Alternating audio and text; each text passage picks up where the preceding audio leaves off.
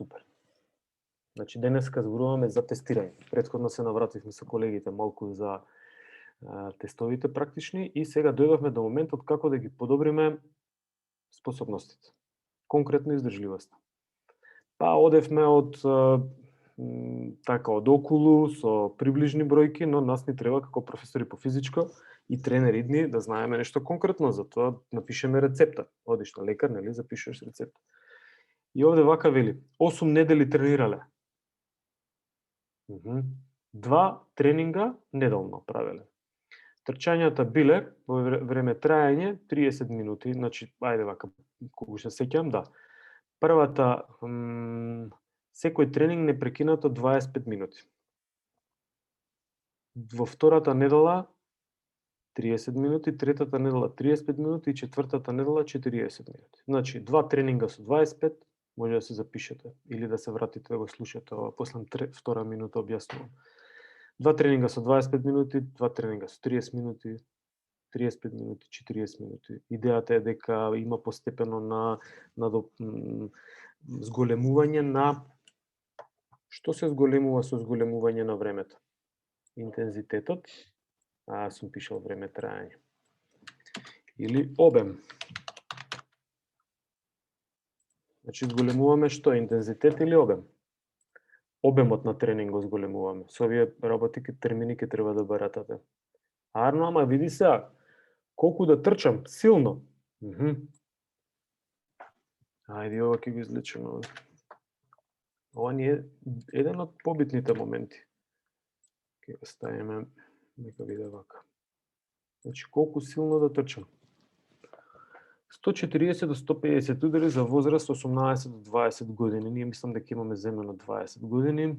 Тоа значи дека, да, 220, има една формула, минус 20, добиваме 200. Вашиот теоретски максимален пулс, ке зборуваме во темата за издржливост, ова е теоретски пресметан максимален пулс. Има конкретни методи за пресметување на максимален пулс, но ќе го зборуваме ова понатаму. Максималниот теоретски пресметан пулс за вас, претпоставам сите дека сте околу 20 години, треба да е 200, 70% од 200 140, 75% од 200 150. И сега интересно е дека овде веќе имам ја конкретно, не јас туку сме направиле некоја програма, која што не значи дека е најдобра програма. Но нас ни беше целта, поставивме хипотеза да видиме дали ова можеме да го истестираме како програма, за да провериме дали е окей и утре да го даваме како антибиотик, како витамин С, како некој илјач кој што ќе може да помогне. И нас не успеа дека имаше статистички значајна разлика, да не објаснувам. Значи сите испитаници успеа да се подобрат, а ќе видиме и после тоа за колку. Но програмата во себе носи што? Време трајање, обем 25 минути, 30 минути, 35 минути и 40 минути во период од 8 недели. Океј? Може би за 4 недели некој ќе успее. Може би некој ќе успее за 2 недели. Може би ви треба еднаш да истрчате, па уште еднаш да пробате. Па нешто ќе, може би ќе се намести, зависно каква мотивација сте имали, тоа е многу битно. Интензитетот го дефиниравме. Можете да трчате така, нека биде до 80% од максималната срцева фреквенција, како да ја мерам, стави, можеш тука да ја мериш или да си, ако некој користи монитори на срцева фреквенција, текнува Polar, Sigma Sport, Suunto, Garmin, што имаше друго? Ги има многу. AliExpress, вријат. Значи, ставаш лента, взимаш часовник и следиш пулс. Ако немаш тоа, тогаш пробај, застани и на 10 секунди. Сакате да пробаме? Ајде да пробаме сите. Може? Јас ќе бројам 10 секунди, да видиме колку очекување имате на 10 секунди. Пробајте, најдете некоја од вените или артериите, површински вени. Всушност, артериите не може ги добреде. И можете и на, мислам, сулкус радиалис дека беше. Значи, од тука, може и тука. Битно е да почнете да го чувствувате очекувањето на срцето. И претпоставам дека тоа не е проблем, нели? Држиш и почнам да бројам. Спреми се, 10 секунди бројам. 3, 4, хоп, 1, 2, 3, 4, 6, 7, 8, 9, 10. Стоп. За да биде, имате бројка некоја, запомнете бројката, за да биде како што да го претвориме ова во број на очекување во минута, треба да го помножиме со колку? 10 секунди мере. Со 6. помножете и тоа е вашата срцева фреквенција. Ова истото можете го направите кога трчате, за да направите контрола на интензитетот. Многу е застарен метод, ама е функционален. Ако немаш пулсметар или монитор на срцева фреквенција, му доаѓа истото, тогаш можеш ова да го направиш и да пробаш да се искоригира со интензитет. А понатаму, да си обезбедите, например, да си играте, да можете да си обезбедите некои вакви уреди, затоа што многу ќе ви помогнат при кога ќе влезете професионално да работите со клиенти, со клубови и слично, ќе знаете веднаш како да направите. Не дека е единствен начин за тренирање на издржливост, срцевиот монитор и контрола на интензитетот, но е многу апликативен и многу работи понатаму ќе може од него да добиете. И сега не можете во теретана да го користите, затоа што нема логика да ја контролирате срцевата фреквенција и каков интензитет ќе кревате на дали ќе биде бенч или на нешто друго. Не можете да го користите во функционален тренинг, значи за силови способности нема логика, за брзински способности нема логика, за координација нема логика и за што има логика само ке издржливост. Зошто броиме на 10 секунди? Затоа што ако подзастанеш после трчањето, во период од 1 минута срцевата фреквенција ќе падне и значи нема да добием релевантен показател. Или тестот што го изведувам јас сега, овој не е некој не мора да е баждарен тест, ама да, ова уствари е тест. Ова е тест. Значи, тестот што го изведувам сега нема да има добри метриски карактеристики ако го мерам на 1 минута. Или ако причекам 5 минути после трчањето, па го измерам. Тога срцевата фреквенција ќе се намали, ја не знам со која срцева фреквенција сум трчал. А во рокот, во период од 10 на секунди, нема доволно време да се намали и затоа, ете, може тоа да се искористи. Значи, дадо варијанта за интензитет, како, време трајање, како. Неделна фреквенција, вамо во програмата сме пишале 2 пати неделно. 2 пати неделно. Супер. Можете 2 пати неделно, можете 3 пати неделно, немајте секој ден. И тоа е тоа. Ова е 224 часа одмор, ништо нема. Професоре? Ајде. А по колку кажавте само да го помножиме? Па Кога колку секунди меревме мере? за 10 секунди сега кога меревме со вас? Па добро, за да добиете во 1 минута број на очекување, колку Значи, за минута, значи ако рачунаме, добро. секога се пресметува срцевата фреквенција во минута. Било каде на интернет да пробарате или во книга, срцевата фреквенција е во минута. Океј? Да. И сега не дека оваа програма е најдобра. Например, јас овде би додал интервален тренинг, ама еве за почеток да не ви биде, да не објаснувам што е интервален тренинг и таму навистина ќе ви треба монитор на срцева фреквенција за да биде ефикасен тренингот. Инаку од ракав да може, вие ќе правите некој интервал од 4 минути, не знаеме со кој интензитет, па ќе позастанете, па повторно 4 минути ќе позастанете, а целта на тој интервален тренинг е нешто друго, да влезете над анаеробен праг горе, за да сатурирате лактати во крв. Не може делува страшно, мислам дека имате баратате со овие термини. Саркодемија за многу. Тамара Ивановска има некој проблем, имаме и ние, да се мешува, ама добро. Извинете. Нема проблем. Поентата е дека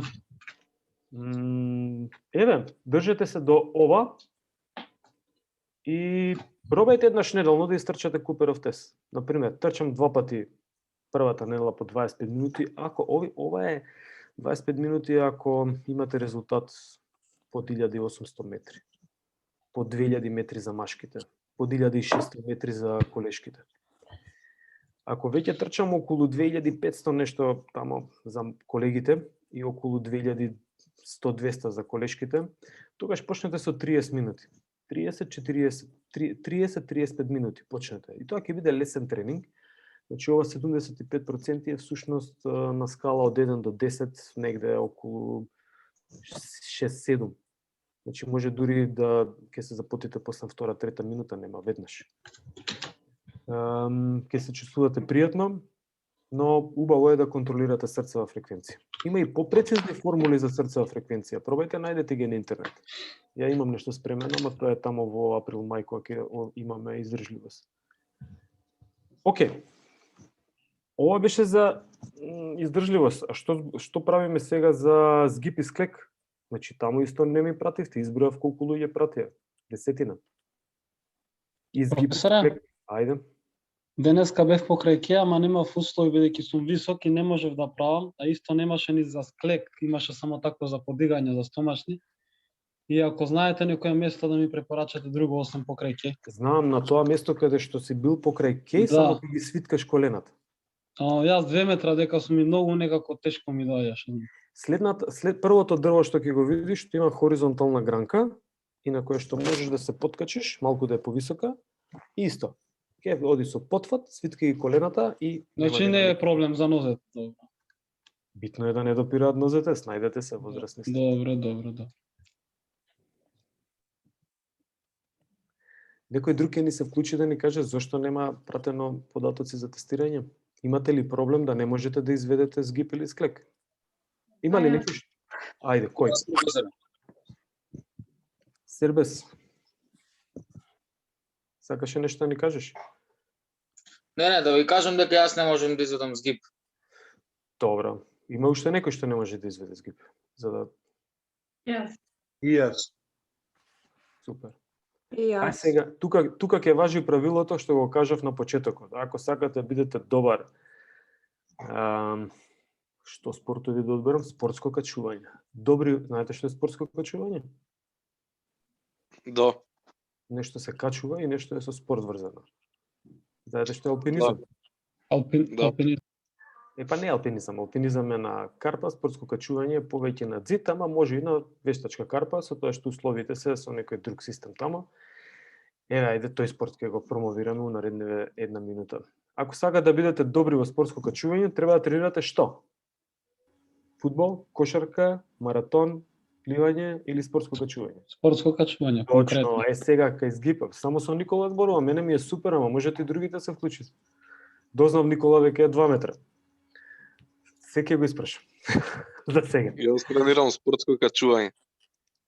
Чекај да видиме кој се не гледам кој. Кој Симон. тренира? Симон, зашо не те гледам? Чекај да видам. Наследниот Симон ми е во следниот ред, ама не го гледаме Симон, затоа не се појава Калајджиевски. Симон, ти си на насока фитнес и бодибилдинг, така? Да. Добро. Знаеш дека има насока алпинизам и спортско качување? Да. Добро. Мама да не ви ја признавате. Па не почнав неодамна претходната година. Супер. Кога се овде е добра финта ако сакате да подобрите згип или склек, да тренирате згип или склек. И сега претпоставувам, иако не се јави никој од колешките, дека не може да направат ниту еден згип.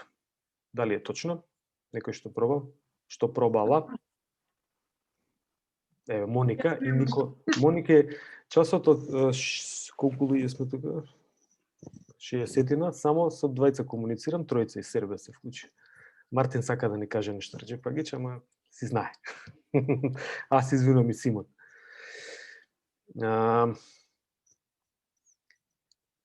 Не можеш да направиш ниту еден згип. Пробувај да правиш згип. Пробувањето, значи доволно да пробаш еднаш, не можам да си и ќе се откажам. Тоа е една серија. 4 пати дневно пробувај, така? Гарантирам дека за недела дена до 10 дена ќе можеш да се подигнеш до половина. Сигурно. Пробано. Другата опција е дека ќе се жалиме, не е само кон Моника, туку кон сите, и кон машките исто. Значи, ако можеш 5 да правиш, ќе правиш 5 и ќе пробаш да направиш секое следно, да пробаш да направиш уште едно. И сега има финта една, ако можете 5 да направите, во првата серија правиш 5 и не можеш 6. Во следната серија очекувајте дека ќе можете 4, да не ве демотивира тоа.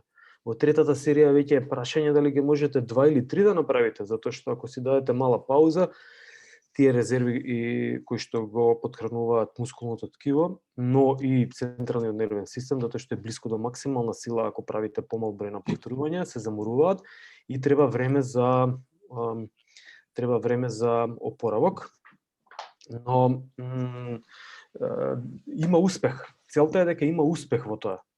Значи, правам прва серија 5, втора не можам 4, трета е 2 и 2 или 3, последната серија, четвртата серија правам 1, петата серија не можам ниту еден. Тамо каде што правам да не можам, значи да пробувам да биде до отказ, само таму има успех. Истото и кај колешките, они не можат еднаш, пример, некои може и колеги не можат еднаш, како и да е. Значи пробувам да направам да изведам згиб и да се откажам, значи до отказ да го направам. Значи пробувам и не бива. Добро, супер, тоа е една серија. Втората серија повторно ќе пробам. Третата серија ќе пробам. Колку пати дневно можеме да правиме? Значи колку серии на еден тренинг? Мене ми се случи со склековите така. Првиот пат можев 4, после од 2 и 2 и на крај не можев ни еден. Тоа кога се тестирате, треба да сте одморени, загреани, но одморени. Инаку ако на испит доаѓаат колеги и пред испит ќе направат 2-13 згибови и после на испит прават 8 или 9. Ама професоре, сега ги направив. Ма ја ви верувам дека сте ги направиле сега. Ама сега кога се покажува не може ги. Ама ја сега зошто не можам сега повторно ги направам? Токму затоа што кажав дека енергетските резерви веќе се потрошени за тој период и треба малку да се одмори телото. Можеби во наредните половина час ке можете, зависно како е трениран човек. Но сега, ако овде кај интензитет зборувавме и овие, за овие термини интензитет, време траење, одмор и неделно, зборувавме за Куперов тест, тогаш еве од преднава страна ќе напишам интензитет за склек и за згиб. Значи, како ќе го измериме или ќе го процениме интензитетот. Океј. Силовите способности, ова е проценката на интензитет. До отказ. Време траење.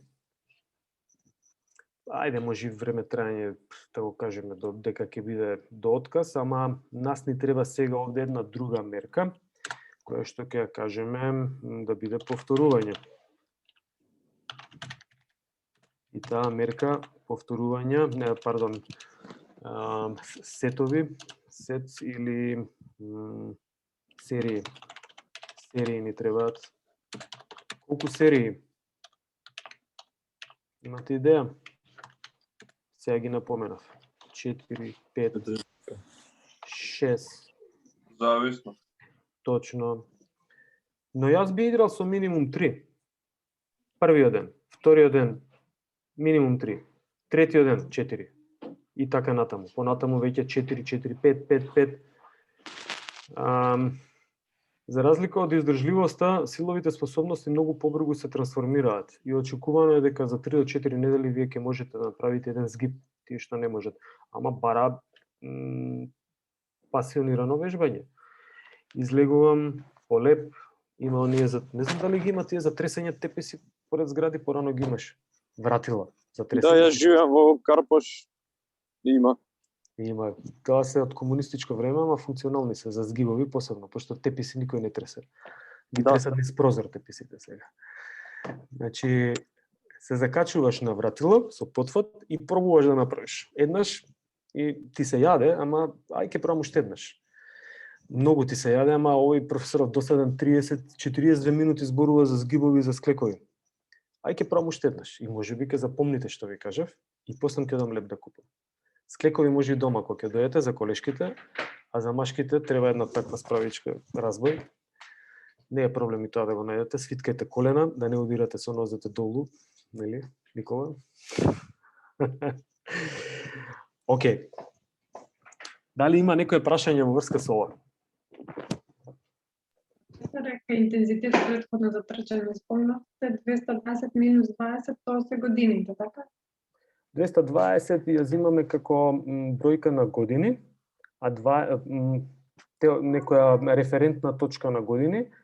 220 е максимален број на очекување на срцева фреквенција.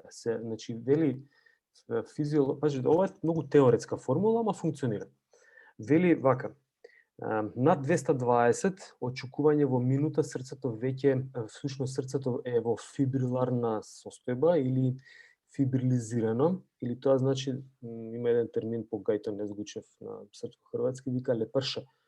Значи, прави контракции, ама нема силина да испумпа крв. И тоа е таа фибрилаторна состојба каде што е нефункционално срцето. Значи се очекува дека над 220 удари во минута веќе срцето е нефункционално и состојбата на човекот е многу критична и затоа е земено ова како крајна бројка 220. За да ве асоцирува што ви кажам на крајната бројка, ги знаете оние уреди за шок уреди за опоравување од инфаркт или од нешто, тоа се вика дефибрилатор. Значи деобратно од фибрилација, да го доведе очекувањето на срцето во нормална состојба. Сега може би страшно делува, ама чисто да запомните што значи ова 220. И само на овој начин, кога е нешто шокантно, ќе успеете да запомните. Значи 220 е очекуваниот физиолошки максимален број на очекување на срцето и затоа го земаме како параметар, од него одземаме број на години. Ако некој има 40, ќе одземе 40, нема да одземе 20. За 40 ќе биде колку? 180 максимална срцова фреквенција, така да. И од таму вадиме некои 70 до 80%. Зошто до 80%? Затоа што на 80% од максималната срцова фреквенција е некој аеробен праг. Значи, до 80% работите аеробно и се трошат што во аеробни услови? Гликоза. Во аеробни услови што се троши? Масти. Масти. Значи, како ќе слабеете човек? Ќе му дадете да трча силно или ќе му дадете да трча до 80% од максимална срцова фреквенција?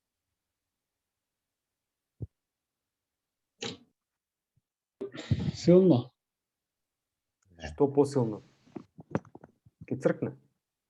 До 80%. Точно, значи логиката е таа, треба да бидете лекари. Како што лекарите знаат рецепт да напишат, така и вие да напишете рецепт. И да кажете, чекај, сакаш да слабееш, ама ја сакам побрзо да слабееш. Не можеш да трчаш побрзо и побрзо да ослабеш. Треба да трчаш ефективно, за да ја вложиш таа енергија која што ти е мускулот ќе ја побара. Мускулот при трчање со 80% од максимална срцова фреквенција побарува масноти. Меѓу 80 и 90% од максимална срцова, значи имаме референтна точка од максимална срцова фреквенција, побарува и масноти и гликоген. На 90% тоа е веќе анаеробен праг, се вика таа точка. Споменав, се прекршува од аеробни услови, од анаеробно-аеробни во анаеробни чисти. Тога се троши што, Моника? Ајде да видиме сега. Анаеробни фосфат. Не, сега се троши гликоген. 90, 92, 3-5% се троши гликоген. Ако забрзате до спринт, што се троши ке спринт? Ај сега, Моника, да видиме. Креатин. Креатин фосфат се троши. Дечки, ова е друга тема. Заглавивме малку. Спортска исхрана. Не е спортска исхрана, мислам. Имавме и таму го учевме затоа. Ова не е спортска исхрана, ова е метод на дозирање на тренинг.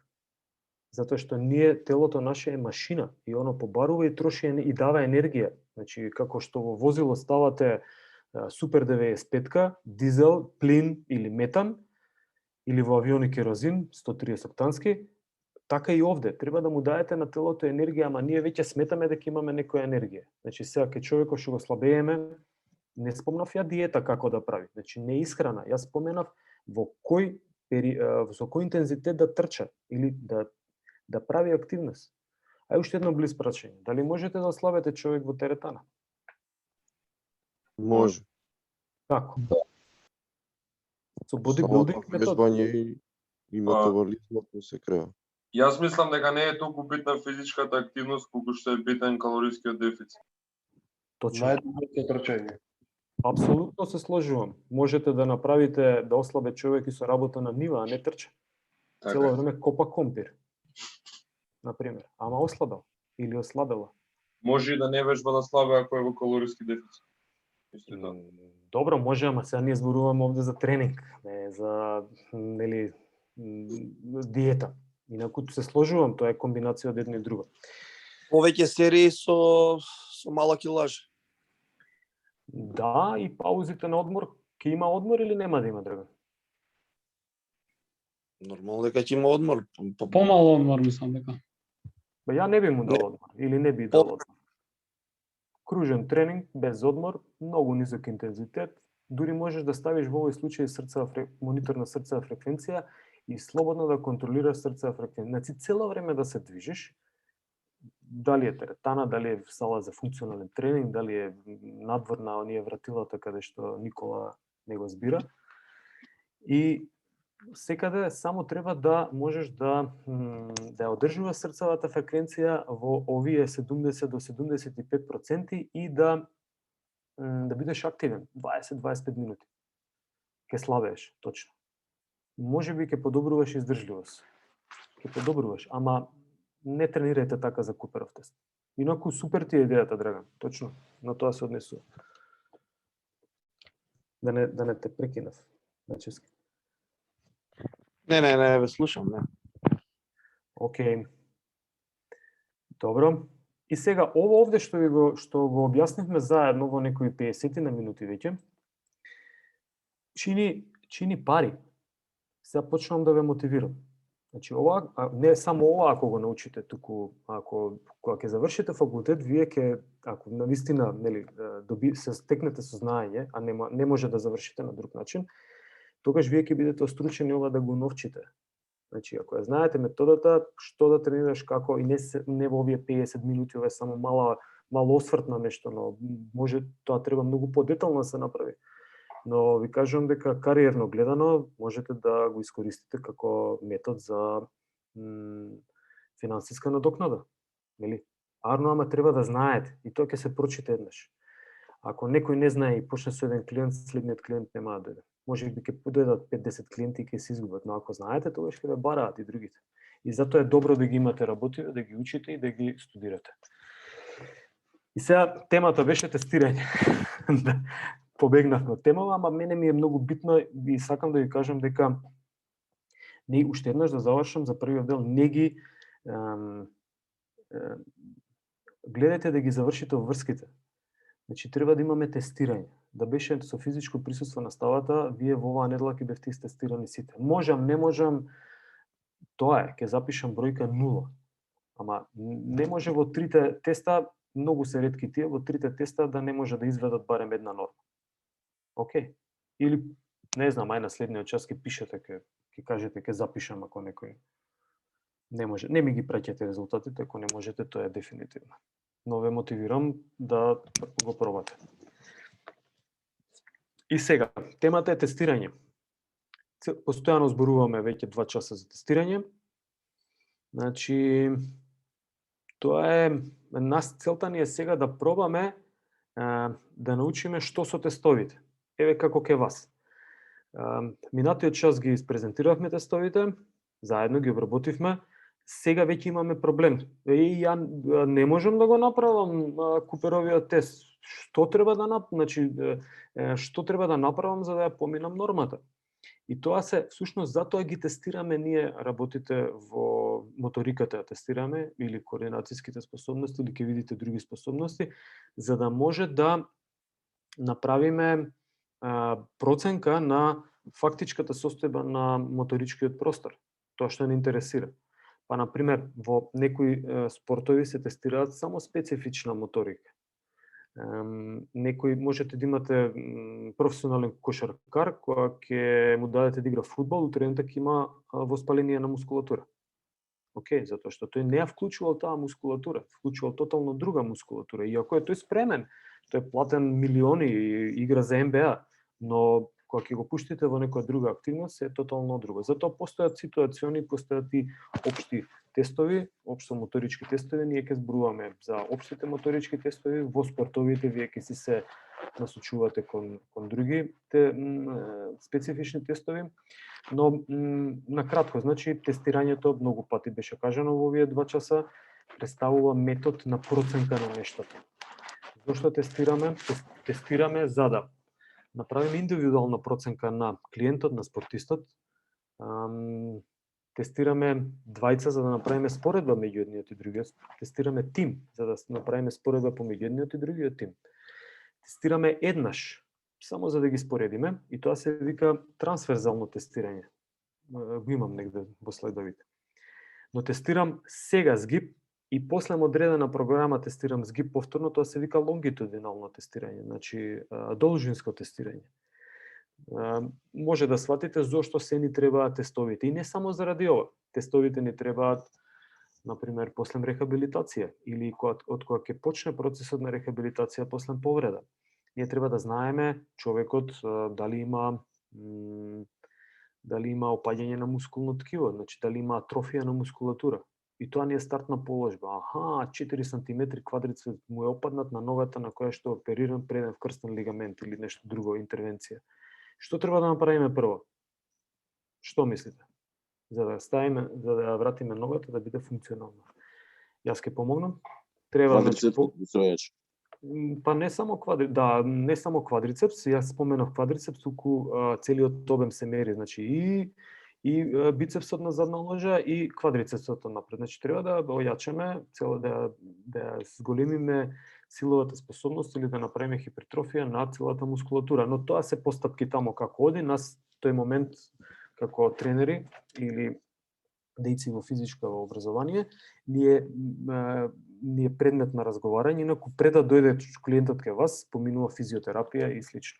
Значи не само за споредба, туку и за проценка дали можеме да го пуштиме спортистот да тренира во екипа, не може да го пуштиме и така натаму. За селекција, значи исто така и за селекција се тестира. Па кажуваат, ово е брз, ќе го ставиме на крилна позиција да игра. Ово е спор, ама е робусен, или напред или позади. Ако е височок, позади ќе остане, се зборувам за фудбал. Слично важи и за одбојка, слично важи за групните спортови, за индивидуалните тука веќе нема селекција, тоа е тоа. Но исто така има и селекција за дали ќе влезе во прв тим, нема да влезе во прв тим и слично.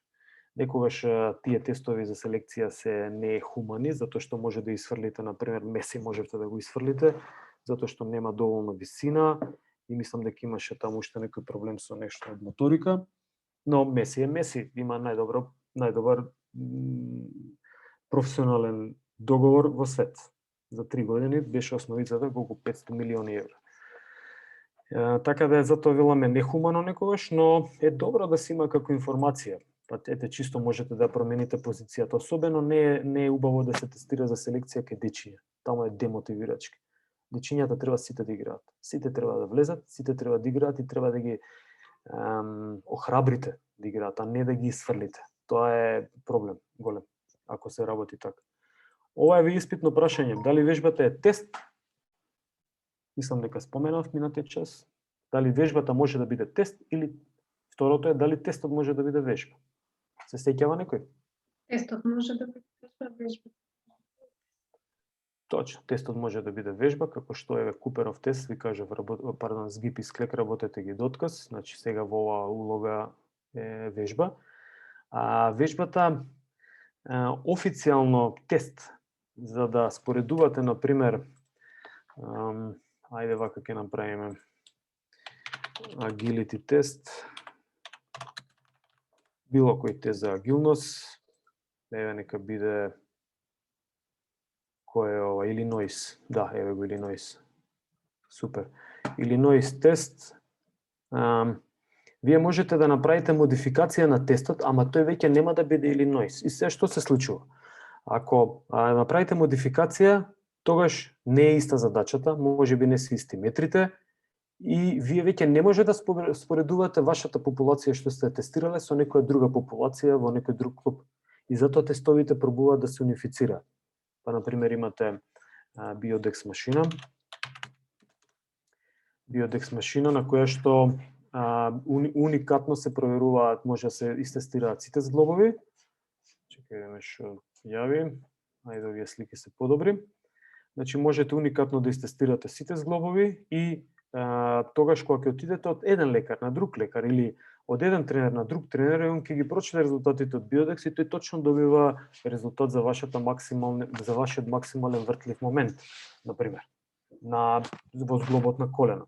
И тоа е уникатен податок и може да се споредува. Ама ја ако сум изведувал некој сличен ваков тест на некоја друга машина, тогаш не може тие две работи. Тоа е како споредба помеѓу нели жаргонски кажано баби и жаби, или споредба помеѓу машка и женска популација. Некогаш може да се споредува заради некоја потреба, ама овде не можеме да споредуваме затоа што се знае капацитетите на едните, очекувано е да бидат повисоки или пониски од капацитетите на другите. И затоа е добро да се споредуваат тестови, да се одбираат тестови кои што имаат добри метриски карактеристики. Чекај да видиме. Негде имам метриски, немам. Имам овде, еве ги метриските карактеристики. И сега што кажуваат овие метриски карактеристики? Па вели, тестот треба да биде валиден. Значи треба да е валиден за тоа што го тестира. Треба да биде релиабилен, значи да има кога ќе го повторите тестот, ако еднаш истестирате згиб, уште еднаш ако истестирате згиб, ќе тој испитаник и покаже, треба да покаже 9, ако можел, и следниот пат ќе покаже 9 ако не тренирал. И петиот пат ќе покаже 9 ако не тренирал.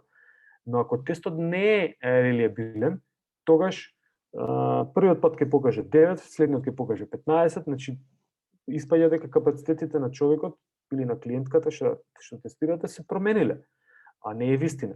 И затоа треба да биде достоен до тоа што го тестира. Значи, објективен, да покажува вистински дека може да ја процени таа способност, дискриминативен да направи разлика. И сега ние кај метрите во Куперов тест имаме 2620 метри. Е различно од 2650 метри. Гледате колкава е скалата, различна е. Значи има овој со 2650 е подобар од овој со 2620. И тоа се вели дискриминативен, значи може да направи разлика помеѓу на некоја скала. Подобра разлика или помала. А кај згиб и кај склек имаме цели броеви. 8, 9, 10, 11, 12. Значи нема има, но скалата не е 9,286. И текнува како што е кај брзината. Спринт 9,5. Колку е рекорд? 30 и нешто. Нека биде 12, ние по 12 ретко кој од нас може би има некој. 12. Јас 11 професора ник не го истрчав. Никола со 2 метра, браво. Не за 100 метри мислам. Па за 100 метра 12 да. Значи 12 заприка нешто, 13 веќе е дискриминативна скалата или во меѓу 12 и 13 можете да направите да соберете 50 испитаници кои што ќе бидат различни. А во кај згиб меѓу 12 и 13 нема толку е или е 12 или е 13, на тоа се однесува дискриминативност. Тестовите за проценка на моторичките способности и за другите за проценка на други способности кај човекот, освен лонгитудиналните, можеби не освен него, ајде да не навлегувам, ќе ме сватите што сакам да кажем. Тестовите за моторички способности проценуваат латентна димензија, значи нешто што е скриено, латентно внатре. Латентно и манифестно. Манифестно е нешто што е прикажано, манифест Крушевски. Го декларираме манифестот, го имаме, а латентно е, не го даваме манифестот или го имаме внатре. Сакаме да го покажеме, ама не знаеме како го имаме. И како ќе покажете брзина, кога ќе почнете да трчате спринт. Како ќе покажете дали имате добра способност за издржливост, кога ќе направите тест за издржливост. Значи тогаш способностите од латентен простор со вежба, со изведба, со движење, преминуваат во манифестен простор. Но мене ми е сега нешто, ова ќе чепнеме оваа тема понатаму, мене ми е сега ова битно да пробате да разберете дека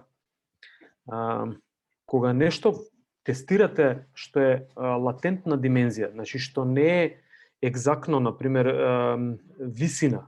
Висина имаме унифициран метар, во сантиметри, во милиметри, и точно може да знаеме колку е висината на човекот, колку е тежината, всушност масата на човекот ја мериме. Колкава е масата на човекот кој ќе застане на вага. Така, знаеме, 62,5 килограми. Ама силината ја прикажуваме во килограми, ама она е силина, не е она физичка компонента, туку немаме мерна единица за да ја прикажеме. Па пробуваме да искористиме други мерни единици. Например, мерна единица колку кренал на бицепс килограми. И велиме, разликата помеѓу овие двајца е во килограми. Ама дали силата е килограми? Не, силата не е килограм во единица. Туку таа е во латентна димензија и затоа кога тестираме нешто, ние всушност, нека биде конкретно силина на бицепс, него го почнав, ние не мериме силина, ние ја проценуваме силината. Значи, ова е многу битно и ќе го имате за испитно прашање. Значи, проценка, проценувам или мерам.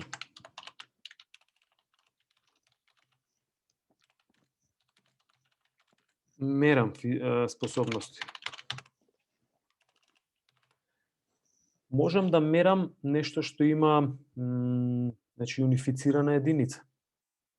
Можам да мерам килограми, метри, брзина, можам да мерам светлина, можам да мерам нешто што е физичка појава, која што, нели, брзина на ветер и слично. Но ја не можам да измерам мојата издржливост, силина, флексибилност, ја можам да ги проценам. И затоа преку тестовите, ова е најбитното, ние проценуваме. Кој каже некој да измериме силината, не можеш да измериш силината. Можеш да ја процениш преку разни методи. Па биодексот, споменав, справата проценува максимален вртлив момент, затоа што ние, кога ги подкреваме, кога работиме со мускулите, ние работиме со систем на лостови. Кај системот на лостови не се проценува колку килограми крева, туку колку е максималниот вртлив момент, затоа што има ротација во некоја оска. И така натаму. Овде напишани се некои тестови, например, постојат тестови на знаење, па ве тестирале математика, природа и општество и многу други работи. Јас ќе ви дадам еден тест на крај, ќе го решаваме во Google форма. Тестови за способности, за личности, ова се веќе психолошки компоненти, но се користат, ќе ги учите во психологија кај нас. И споменав ситуацијни тестови, значи постојат најразновидни тестови.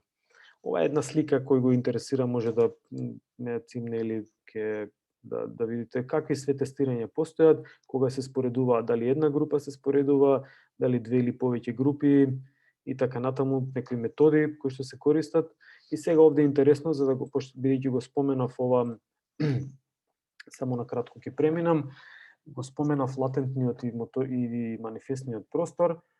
Нашите тестови се изведени, овие што ги работиме, наша мала мини батерија, најмини батерија што постои на светот, 3 теста, за потребите на предметот антропомоторика на студентите на факултет. И оваа мини батерија е изведена од тестовите кои што ги има, споменав книгата на Никола Курилич, монографија, структура и развој на децата и младината. И сега што е интересно? Значи, бидејќи ние не знаеме што е тоа што провоцира сила, издржливост, флексибилност и слично. Луѓето одбрале една батерија на тестови, огромна батерија на тестови, ќе ги видите тестовите, можете и сега да ги видите. Значи, еве ги тестовите. Тапинг со рака. Тоа е некоја сегментарна брзина. Предклон, засок, допир, исто така тапинг со нога во зид за прецизност. Значи не мора, еве тестовите ги имате во таа книга што ја ги пуштив на линк, но битно е што проценуваат. И сега они бараат структура, некоја барале да видиме што е тоа што ја генерира координацијата, што е тоа што ја генерира флексибилноста или рамнотежата, дали има поврзаност меѓу овие способности, дали тој што е добар во флексибилност е добар и во рамнотежа или спринтерска брзина. И сега гледате зошто се може да се користи тестовите, не е само за да ние споредиме нешто. И сега, добре, еве ги тестовите, претпоставуваме дека овие тестови нели ги мерат, ги проценуваат овие способности. И сега по проценка на овие способности податоците ги ставаат во Excel, имале тогаш или немале, не знам, и се прави некоја факторска анализа и вели, чекај се, извлековме овде 4 фактори. Се нарекуваат на овој начин. Но поентата е дека овие фактори се излекуваат како сублимат на некои способности од тука. Па, например, ајде вака ќе ги одвојам, за да може да ги видите. Па вели, вика, овој првиот фактор доаѓа, најдобри репрезенти биле сила мерена со динамометар и експлозивна сила. Некоја сила.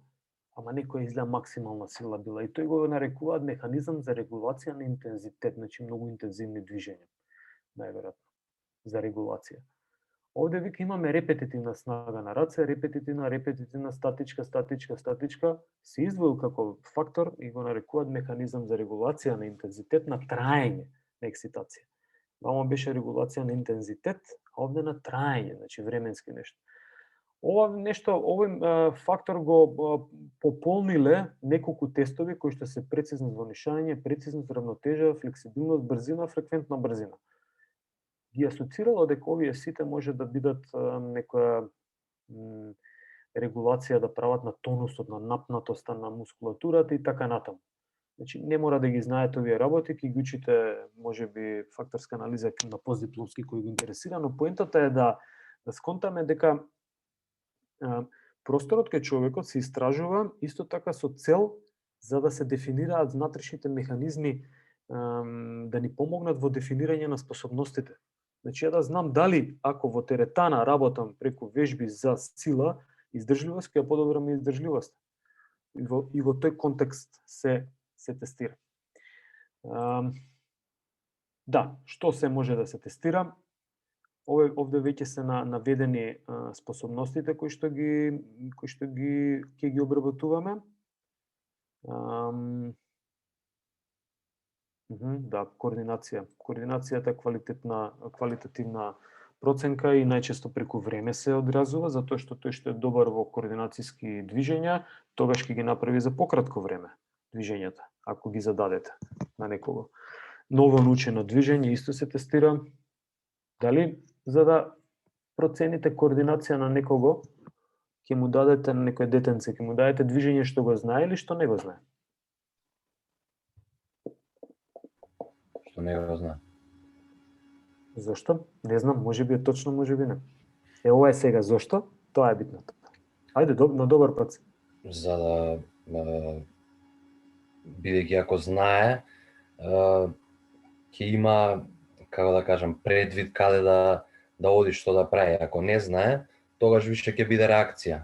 Ќе треба да се снајде. Да. И тоа е снаодливоста е првото мерило на координацијата. Супер. Тестираме, да, благодарам. Тестираме прецизност, равнотежа и така натаму. Што друго може да се тестира? Квалитативно тестирање, нели тамо гимнастика учевте, сноуборд сум ставил, проценка на фигури и не само овие спортови, туку и многу други, морфолошки карактеристики. Значи, тестираме споменат димензии, висина, широчина, обем, диаметар, подкожно масно ткиво, обем на мускулатура.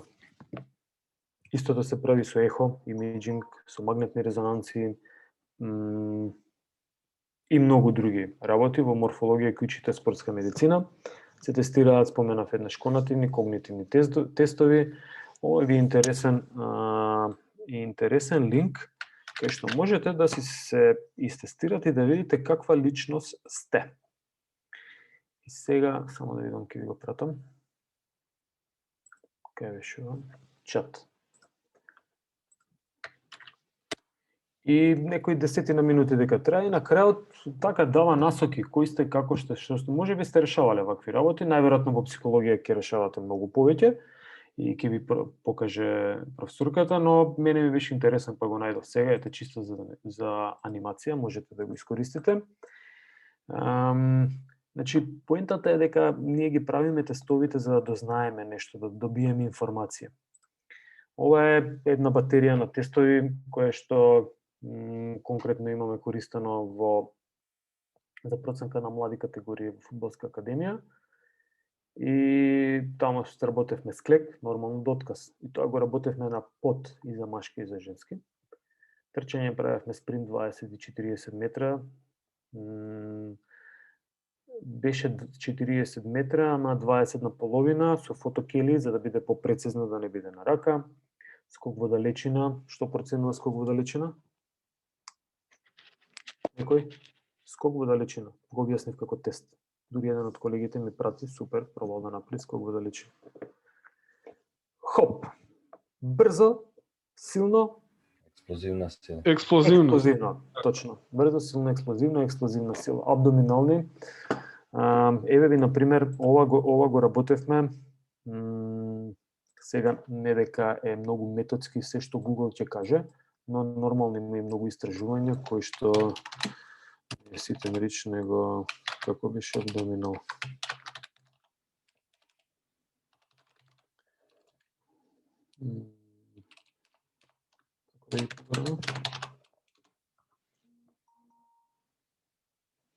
Abdominal test for pregnancy. Не беше тоа идејата. Sit-ups. Си изморив. Sit-ups. Sit-up тест. Или не само која страна ќе ја покаже прва. Значи можете и вака да барате тестови со тоа што, например, еве на Топен Спорт имате интересни тестови кои што навистина се од многу автори цитирани, работени и имаат интересни метриски карактеристики. Па, например, објаснува дека што тестира, како се тестира, која е стартната позиција, техника на изведба и што треба за една минута треба да направиш, колку тестови можеш. Уште подобро е што има табела на норми, каде што кажува дека од 18 до 25 години, нели, ако си екселент, тоа треба да имаш над 49 и така натаму, значи може да се споредите. На оваа веб страна имам најдени информации дека тестовите се користат и во истражувања. Има интересни тестови, можете да ги, еве, ако сакате, ќе ви и ова ќе ви ја пуштам во чет, може да ја проверите. Но една од книгите што ја остави во литература, ја имате, можете исто така да ја искористите и таму има навистина добри тестови.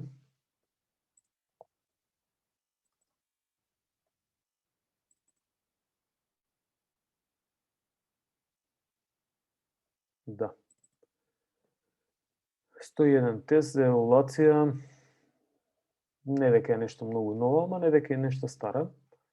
И овде имате многу тестови. Пазете за издржливост. Чекај ова чатот да го исклучам. За издржливост колку тестови има. Значи не е само Куперов тест, еве го. Под број 1.7.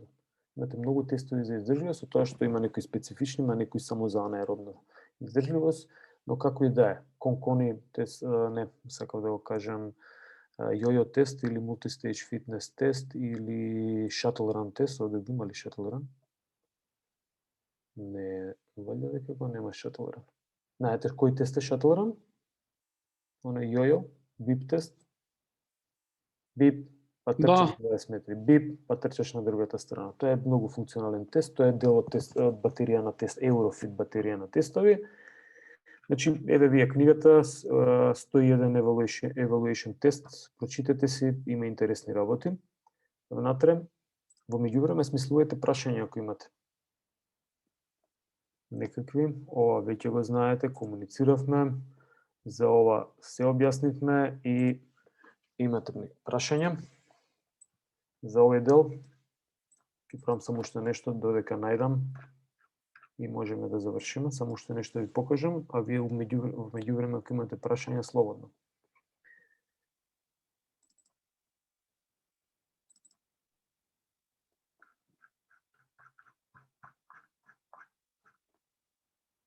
Немаме прашања, се е јасно, тестирање, како се изведува, што, дека треба точно да се изведе тестот, на што ви посочив најмногу кога правевте згиб, кога требаше да се изведе, дланките се поставени во каква позиција, така? Професоре? Ајде, може. Овие книги прикачите исто така, презентације? Па мислам дека не ви треба. Не ви врши работа. Не, сакав да ја прашам дали да се водиме спрема книгата или според овие за таа. Не, ќе се водите според книгата. Значи, јас мојата цел или целта на тој што предава најверојатно на сите, мојата цел ќе кажам е да ве заинтригирам за темата, да дадам основни насоки, а вие ќе треба да ги продлабочите. Инаку, што ќе треба јас да ви ја читам книгата или некој материјал и цел да ви го прочитам и да ви представам предавање. Тоа не е предавање. Предавање е на овој начин да обработиме темата, а вие понатаму да ги повторите работите што сте ги слушнали и евентуално да ги продлабочите во други работи. Значи книгата е основна. И не само оваа книга, него можете да користите и друга книга. Затоа што еве јас ви посочив во книгата по антропомоторика е објаснета за тестирање, од прилика 80, мислам ја најверојатно опфатив 70-80% од таа тема што е опишана тамо, не можете секоја 100% да опфатите, друго е кога се спрема тема за во книга и ја спремате 20 дена, друго е во 30 минути кога пробувам нешто да кажам, и не само ја, него и вие кога ќе бидете на моје место. Но искористив веб страна за тестови, искористив друга книга каде што можете да проверите тестови. Значи тоа е продлабочување на знаење. Па да видите како се опишани тестови. Па чекај сега, што тренирам? Тренирам фитнес и бодибилдинг. Ајде да видам што е тоа one repetition maximum тест. Можеби. Како се изведува? Како да се загреам за да дојдам да проценам колку ми е максималната сила на квадрицепс. Дали да очекувам нешто ако ставам 100 кг одеднаш на получучан па да кренам, дека може би опасно тоа или не е опасно. Значи, сите тие работи би требало вие да ги продлабочите. Инаку ја не можам секој тест да ви го објаснувам. Сега гледате за згип и за склек колку време посветивме, но целта е да знаете дека треба да има добри метриски карактеристики тестот. Треба да знаете почетна крајна положба на изведба, треба да знаете резултатот, како се чита, да ги евентуално процените грешките и тоа е. Значи во овој дел на тестирање е тоа. А со изведба на тестови, со работење, со тестирање на дали на дечиња, дали на професионални спортисти, веќе ќе имате, ќе добиете на искуство и ќе можете да знаете како да ги одработите тестовите. Океј. Сакам да видам овде само што сум одбрал од некои тестови, но да, мислам дека ги поминавме. Кога се работи тестирање, добро е да се направи некоја листа на тестови за да може да се евидентира. Некои тестови се работат со по една проба, како што е Куперов тест. Не можете сега денеска да пробате 3 пати. Нема логика. Но кај флексибилност можете да пробате 3 пати, 4 пати. Скок во далечина методски да се проба во 3 проби. И тоа се случува дека после втората, третата проба всушност има подобри резултати. Зошто? Затоа што најверојатно се незагреани луѓето кои што ги тестирате и не им се тюнирани, не им се наместени или не може да ја повикаат способноста за да ја прикажат како што треба да се загреат. Генерално е проблем со загревање, ние имаме тема загревање. Нас еден колега, тој е уште студент кај нас, по втор пат, повозрасен, од слаба мускулатура на нозе, а горе јак билдер, загреј се, не се загревам. Загреј се, немој да скокаш, не се загревам. Или се загрева, не знам. Но поентата беше дека на скок во далечина скина квадрицепс скрос. Пателата му отиде горе, на бутна коска на средина. Тоа е страшно. И затоа велам треба да знаете кога задавате тест и ако се сеќавате ја минатиот пат кажав. Значи, ако имате некаков проблем здравствен, најбитно е здравието. Ја очекувам дека вие сте студенти и дека сите ќе влезете како што треба во студирањето и ќе пробате да ги исполните задачите. И сега некој од вас го цимав тамо. Можам да правам склек, ама не можам згип, имам проблем со рамот. И сега морав да испитам што е, за да биде тоа, да си бидам скроз до крај достоен до задачата што е дадена. За мене немаше логика, после ми се објасни дека може би има логика. Колегата го боли во згип, не го боли во склек. Добро, признавам, окей, верувам дека е така. Но целта е да процените, значи, кога се даваат тестовите, например, тест за брзина се дава наутро. Не се дава попладне. Зошто? Затоа што брзината е високо корелира со одмореност на централен нервен систем. И ако телото е заморено и умот, најчесто нели за умот зборуваме, мислам централниот нервен систем, тогаш не може да покаже брзина. Флексибилност, кога има подобри резултати, наутро или попладне? Што мислите? Наутро не можеш да се... Попладне. Попладне. Да, по некоја логика попладне, ама еве па за вежбање. Кога е подобро да се вежба флексибилност? Наутро или попладне? Наутро. Исто е. Исто е. И наутро и попладне. Доколку задржувате до граница на болка, тогаш мускулот ќе пробува со неговите компоненти да се растегнува. И тоа. Јас не би должел повеќе. Дали имате некој прашање? Техничко макар, кога работа студентски прашања? Пријави. Професоре? Може. Кажи. Јас имам прашање. Ајде. Имам направено бип тест, тоа вие што го спомнавте, па дали може место Купоров тест да ви го пратам тој? Ова е методски, пробајте Куперов тест. Океј. Колку имате истрчано на бип тест? 13.000. И што сега, еве супер прашање. Имам и полар часовник на мене, па мислев и со резултатите и тоа да ви го пратам. Можеш да не го испрезентираш тоа ако ќе работиме за издржливост, еве памети, гледај ги темите кои што се, гледај да не ја пропушиш темата. Ќе гледам јас да не заборавам, ќе запишам во издржливост, може да запишеме. Но целта е тоа полар што си имал е во ред, ама зошто го работи, зошто се работи бип тестот? Дарио, зошто се работи бип тестот? Па тест за издржливост. За проценка на издржливост, така? Или Да. што поконкретно? Што поточно се проценува? Во макс издржливост. VO2 VO. В како волумен, а O2 како кислород. Да. VO2 максимум. Да, тоа мислев. Сега како се проценува тоа? Нешто е врзано со нивоата? Капацитет за кислород во крвта, мислам. Добро, VO2 ќе го учиме што е него. Како се проценува? Вие кажавте дека имате истрчано ниво 13, така? Да. Добро. И сега што значи тоа?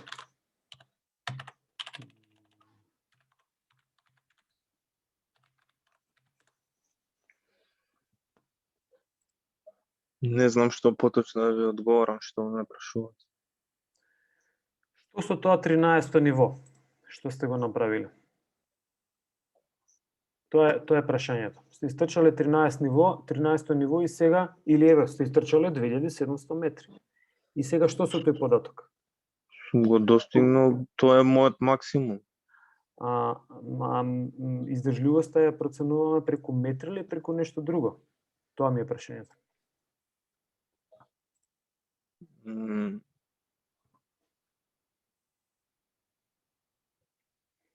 Конкретно издржливоста ја проценуваме преку VO2 максимум. Еве ви една табела овде за shuttle run. Да. И како вели кој е ниво 13-то? Кој е ниво 13-то?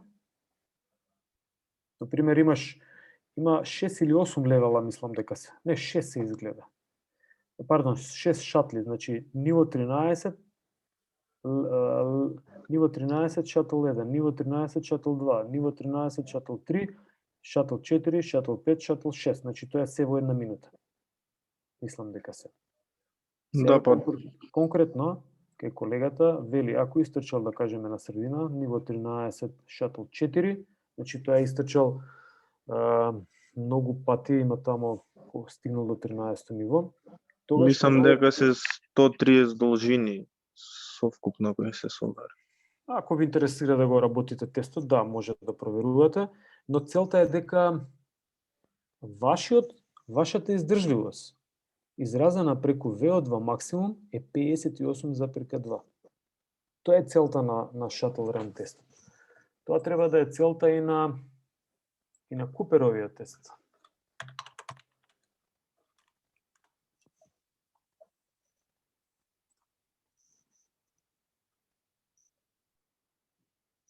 Само да видам да најдам со... Сакав ова да ви оставам за дома да проверите. Но... Ќе пробаме овде да го најдеме. Значи, метрите... мислам дека во книгата има едно примерче. Метрите можете да ги претворите во VO2 максимум. Ајде, вака. Distance to VO2 max. Не го дава.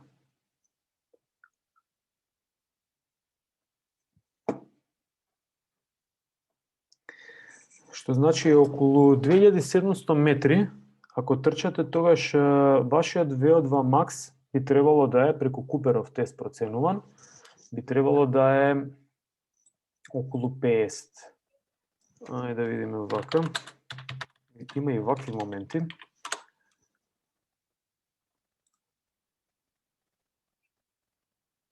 Да, можете да најдете и калкулатор. Супер. Колку метри треба да истрчам? 2700. Еве го вашиот VO2 максимум. 49.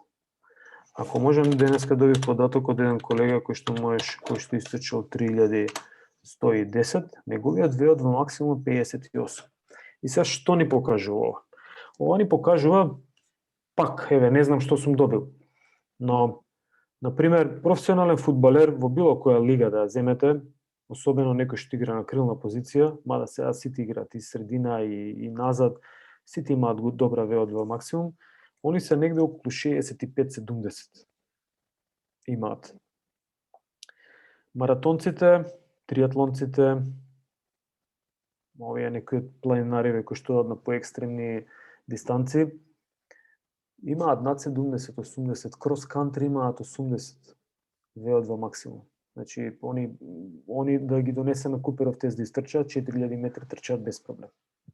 Чекај да видиме колку ќе покаже 4000 метри. Ова е сега како игра некоја. Да. И има едно човече, кое што се вика, ја него го знам, сигурно има и други, се вика Килиан Журнет Бургада, можеби некој го знае, каталонец, моментално живее во Норвешка. Он трча скайранинг или ултра ендуренс маратони. Например, Шамони маратонот 24 часа, мислам дека е нешто 200, 300, 400 километри, не знам ја веќе колку, ги трчаа за 24 часа. Мене и на мојата супруга ни требаше Мон Блан да го качиме 3 дена, 2 вечери спиење и 1 ден симнување. И тоа трнавме со жичара, па со воз, до 3100, па од 3100 нагоре уште 2 вечери спиење. Килиан Журнет Бургада, истата дистанца од Шамони до горе, значи од Шамони 1000 и нешто метри до 4884 метри и назад, од црквата во градот до врв и назад, помалку од 5 часа. Ние 3 дена, он 5 часа. Тоа е целта во проценка на нештата. Значи, Килиан Журнет Бургада има околу 90 VO2 максимум, ја искрено не сум видел што би значило тоа ако може да истрча Куперов тест, 5000 е многу, ама да пробаме со 4500 метри, да. Значи, он би можел да истрча за 12 минути 4,5 километри. Сега, ние, како студенти, се бориме со 2700. Тоа е компарацијата и затоа ги тестираме работите за да знаеме кој спортист на која позиција да игра. Дали можете некако да пуштите. Правите планинарска тура и на дечињата ќе им дајате шатл ран тест. Зошто? За занимација. Ама вие индиректно сте процениле кој има добри капацитети за издржливост.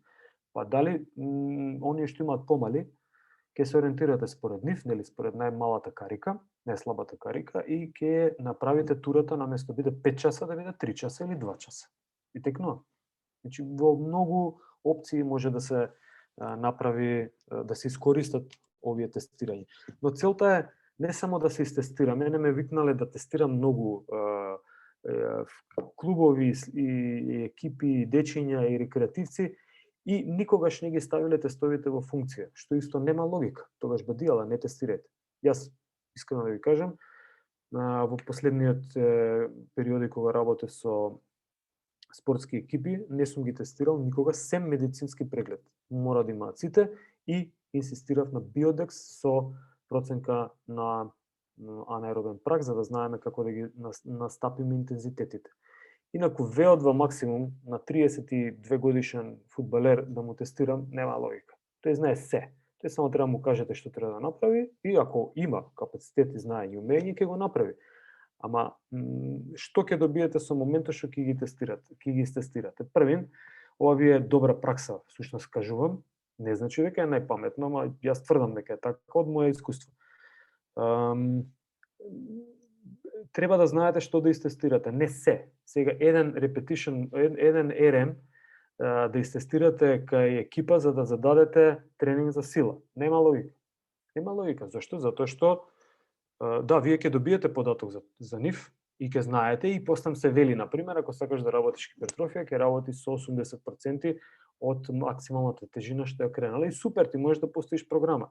Ама вториот тренинг веќе еден RM не име тој, друг е, се сменил и тренингот влијал на капацитетите. Извинете, врачаре, што значи хипертрофија? Хипертрофија, хипер е зголемена.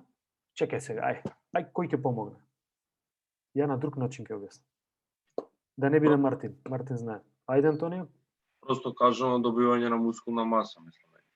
Тоа е жаргонски превод на хипертрофија. Инаку хипертрофија е хипер зголемено, а трофија исхрана. Значи, мускулот се храни повеќе од она што треба. Тоа е физиолошко објаснување за зголемување на мускулна маса, хипертрофија. Значи, кога сакате, можете да кажете зголемување на мускулна маса, бодибилдинг како метод може да се искористи или да насочи дека е бодибилдинг, но и хипертрофија се користи. Добро, фала. Молам. Тоа. Од планираното да завршам пред 15 минути, не може да завршим. Само што едно прашање. Ајде, сакам. VO2 максимум, прилика е капацитетот на кислород, волуменски единици што телото ќе ги прими за 12 минути, така? Utilize, значи што ќе ги искористи, пошто белите дробови го примаат кислородот, ама не значи дека ќе го искористат. Значи не значи ако еден има поголем белодробен волумен од друг, дека тој ќе има подобра издржливост. Разбирате? VO2 покажува колку, вие ова е добар овој Google. Се што сакаш можеш да прашаш. Покажува колку милилитри на кислород, само не знам кај се зголемува, колку милилитри на кислород. Супер. Така. Колку милилитри на кислород, ова е 200 милилитри кислород, на килограм телесна маса во минута. Значи, кога се пресметува, треба да се има во предвид и која е тежината или масата на човекот, за да може да точно за него да се пресмета колку има. Така да, ова се exceeding have, окей, значи, ова се големи некои вредности, но ние зборуваме за ова зборуваме. Значи VO2 80, VO2 50, VO2 60, што е оперфат, гледам ваква Аљаскан хаскис. Вау, хаските во Аљаска имаат 200 мл VO2 максимум. Ова искрено не сум имал каква информација. Но ете, што се може да крос-кантри скијачи, како што ви кажав. Крос-кантри скијачи или нордиско скијање, на тоа се мислим. Споменав, меѓу 70 и 80. Ајде не биде дека ги кажувам работите, за Килиан не можеме да најдеме. Жирмет, Бургада. Нема да ви се верува дека човекот е, значи има 50 и нешто килограми, мислам. Дали добар бодибилдер може биде добар алпинист? Може. Не. Ако го смени начинот на вежбање. Нема да биде веќе бодибилдер. Да. Така? Океј, само сакам да видам дали има податок за него за VO2 максимум. Сум го погодил. 92 беа два максимум. Не знам која е максимална вредност на... Ама еве, Аљаска хаски не шијат нас луѓето, имале 200. Тоа да знам. Добро, колеги, ви благодарам на внимание, малку ја одолживме работава, но се надевам дека е методски се и дека ќе ви остане во глава зашто зборувавме за тестирање, затоа што треба да имате како тема и треба да се користи. Особено во проценка за влезни параметри на спортисти, но и во проценка, јас ги користам тестовите најмногу за проценка враќање на спортистите во после рехабилитација, после одреден период кај што не може да немале тренинг и слично, кај дечиња за проценка, за следење на физичко воспитување. Па правите, проценувате, например, нормата за скок во далечина пред 30 на години беше од 250 сантиметри. Но колегите на факултет разбрале дека новите генерации кои што доаѓаат не може да достигнат таа норма, туку може да достигнат тука негде околу 240. И се што покажува ако континуирано следите некоја генерација во некои тестови, тогаш можете да интервенирате во наставни планови по физичко.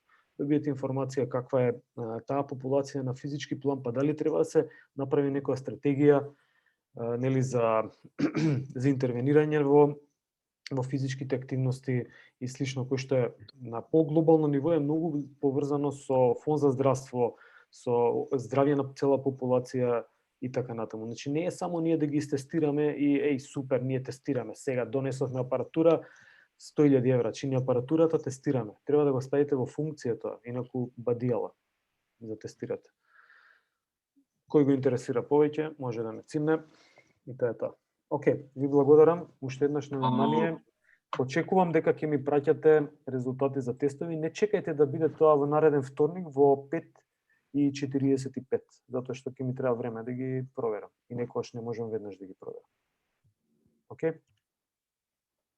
Имајте убава вечер. Се слушаме. Поздрав. Пријатно. Пријатно. Hvala, Пријатно. Поздрав. Пријатно.